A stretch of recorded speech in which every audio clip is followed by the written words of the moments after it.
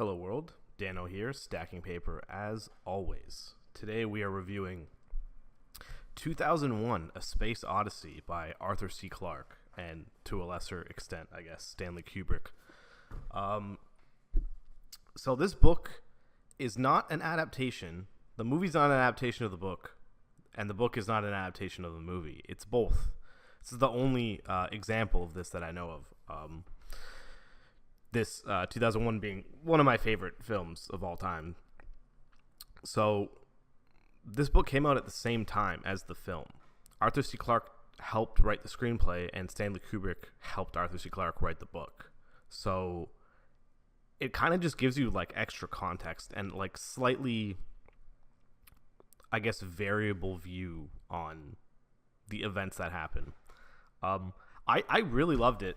I was gonna give it like a 7-ish while I was going through it, because there is like a lot of mundane parts, but the ending honestly knocked it out of the park. It's like a solid 8, maybe even 8.5, but I'll stick with 8, be conservative. But now getting into it, this book gives you a lot more like exposition, obviously, because you get to see inside the minds of people. It's one of the advantages of books. Particularly at the very beginning with the monkeys and the evolution with the monolith. So you really get to see how the monolith is testing, these primates. It's making them do like tying knots, or, doing like not math problems, but kind of like simple arithmetic. And in the movie you get that too, but it's not as overt, I guess. Kubrick didn't like to explain a lot of stuff. Was much more of a visual storyteller, but this is really like the opposite experience. Arthur C. Clarke is, he's a golden age author. He's writing this book, well into the new wave at this point. So he's kind of, the science fiction times have passed him, so to speak, but he was able to produce, another work that I'd like to say is, it's kind of like late golden age, it's like a reminiscence of science fiction of the past. It's full of wonder. Basically, if you like the beauty of space, this book's absolutely for you, because there's entire chapters where it's just describing, the kind of void beauty of space and like the almost like untouched naturality of it all. But there is, like, I will say, if I have one criticism of it, it's just there's points where it can kind of get a little dull and dry. Mostly because the characters just aren't interesting. They're just a vehicle for the story. But again, that is very classic Clarke and his era. It's much more about the big ideas, about the sense of exploration and wonder. But even Hal is a huge standout, because obviously he's the best character in the story, both in the movie and the book. But the book gives him an actual reason for why he breaks down. It's not as arbitrary, and so this was our book club read. I'm so sidetracked. I'm all over the fucking place, but I'm trying my best. This is the book club read that we did for this month, and so we just had our meeting yesterday, and after we talked about it, we watched the movie right after, so it's like super fresh in my mind, the comparisons. In the movie, they don't really give a reason for the breakdown of Hal. He just kind of like starts fucking up. But in the book, it's much more interesting. So Hal says the same thing, like, hey, the AE-35 antenna is going to fail. You need to replace it. And in the book, they replace it, they test it, and see that it's perfectly fine. And even Mission Control's like, okay, that's odd. Well, anyways, we're going to see if we can figure out what went wrong. They use their 3 HAL units. So in the movie, it's only 1.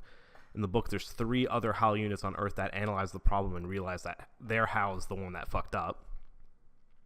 And they're like, okay, well, that was weird, but, let's just brush past it. And then like a couple days later, HAL again says the AE-35 unit's going to fail. But they just replaced it already. And they know that the one that he diagnosed was false. So they're like, are you sure, Hal? Like, this is odd. And then it does fail, but the idea is, I think Hal kind of makes it fail. because when they go to replace it, the same thing happens. You know, he kills Frank. But again, this is something where I think the movie did it real wrong. He goes outside of the pod, you know, to go get Frank's dead body, thinking that he can somehow save him. Like, ridiculous. In the book, he realizes immediately, like, yeah, he's dead. Like, that's a vacuum of space. He's fucked.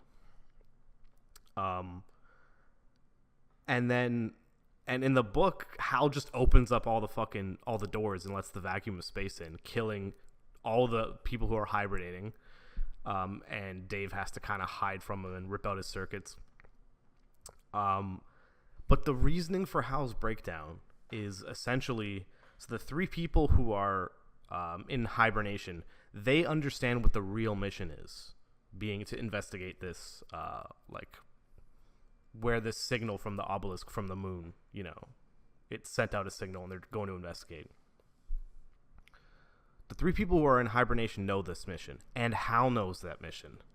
But the two people who are kind of just shepherding the ship, Bowman and Poole,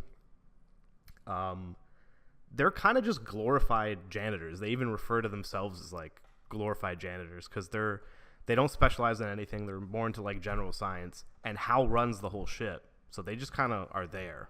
And they know that, and Hal knows that. But Hal, he's incapable of error. That much is true. And he's unable to distort information, meaning, like, he can't lie. But they program Hal at the beginning essentially to do that, to withhold the truth of the mission from the two people who are kind of shepherding the ship to Saturn before they get there. Because once they wake up the people from cryo sleep, they're going to go into hibernation. So the idea is they would never know what the mission is no matter what. But Hal can't distort information. So he's forced to lie to these guys when that's something he's expressly programmed to not be able to do. And this causes just like a cognitive dissonance. So in Hal's mind, he has to run the whole shit himself, and he gets really paranoid and then starts fucking killing him. It's really well done, and the dialogue in the book for Hal is actually incredible. Just little things like after he kills Frank, just goes to Dave like, "Too bad about Frank, huh? I bet you're all torn up about it." I'm like, oh man. And then then the end scene where he's ripping out all his circuits and he's starting to like kind of break down and going, "You're killing me, Dave." That is one thing where I'll say, like, the movie actually kind of enhanced the reading of the book, because every time I read Hal in the book, I'm just hearing his voice in the movie. So yeah, and even like the ending, I actually thought the ending of the book, again, explains it a lot better, because obviously 1968, they're hampered by the visual effects of their time, so they can only do so much. But the book, man, this is where like Clarke really just steps into high gear, and where what he's really good at is just being a super descriptive author and really showing like the beauty of like space, and like the whole explanation of Bowman getting like sucked down into the obelisk, falling through like a corridor of space, stars flying past him. He sees like massive stars and like white dwarfs rotating around it, causing all these like flame tsunamis on suns. Like, I'm losing it trying to explain it. Like alien fucking spacecraft junkyards and negative space, like space turns all white and all the stars are little black spots instead of white spots. Like, it's honestly brilliant. The whole hotel scene, like, that's fleshed out a little more. It was clearly made to look like a hotel from I guess like a video that he sees on screen. So he knows that clearly aliens made this, and they're trying to make him comfortable, but they couldn't get everything right. Like, the words on everything isn't real. All the food is just like blue slop. And then he gets evolved for the last time. He goes to sleep, fucking wakes up as the Star Child, and warps his way back to Earth, and has to, now be the shepherd for Earth, I guess. But yeah, if you like the movie, you need to do yourself a favor and read this book, because it will help you appreciate the movie more and kind of give you a new perspective. I like Hal even more as a character now. he makes more sense to me as a character given the context of this book.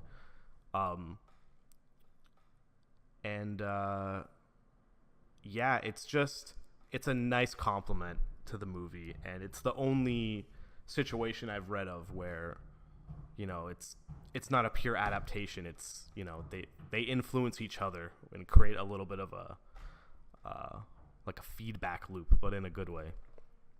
But yeah, solid 8. I loved it. Next read, I'm currently reading The Martian Chronicles by Ray Bradbury. I'm really enjoying it. It's really kind of shocked me how ahead of the curve it is. And then the next book club read is Solaris, so that's going to be a really good one. I'm excited for that. That's my pick. So I have high hopes for that. Hopefully I can fucking finish Will of the Many soon. I've been sluggishly going through it because it is such a chunker, but I'm almost there, so expect that video soon. Yeah, until next time, take it easy.